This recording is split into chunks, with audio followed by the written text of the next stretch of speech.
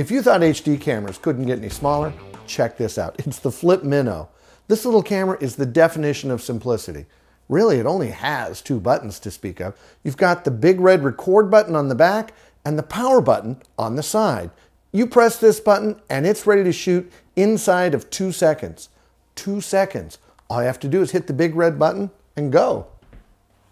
The video really is 720 HD.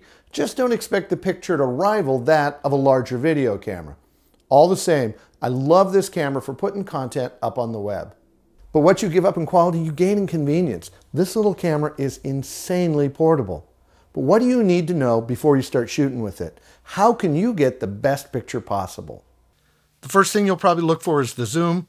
You can zoom into your picture, but the zoom is digital, so it doesn't look that great. When shooting with the Flip, it's best to remember this mantra: embrace the limitations. You want to zoom? Forget about it. Walk closer to your subject. Zoom with your feet. But don't get too close. The camera's macro function is non-existent. Anything closer than about 18 inches, well, it goes out of focus fast. Well, if there's so many limitations, why do people love this camera? 2 words: portability and simplicity. You only got 1 red button back, and you can take the camera almost anywhere. A camera this small, well, it'll really show every shake, every breath, every jiggle.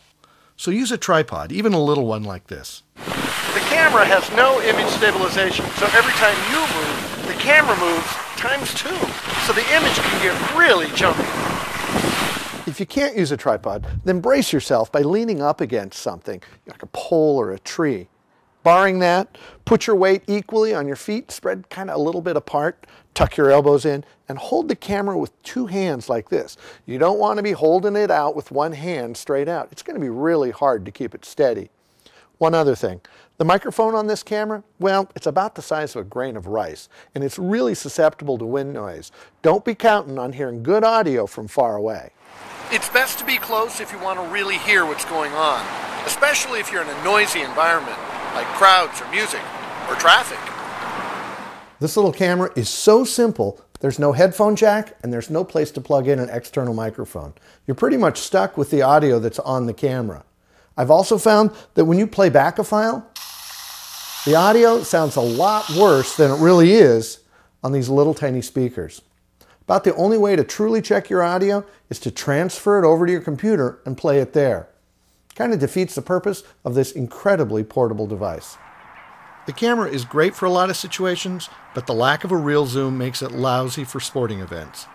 Combine a low quality mic and, well, that's a poor choice for concerts or events. So I've given you a long list of don'ts. Don't be too far away, don't be too close, don't wiggle too much.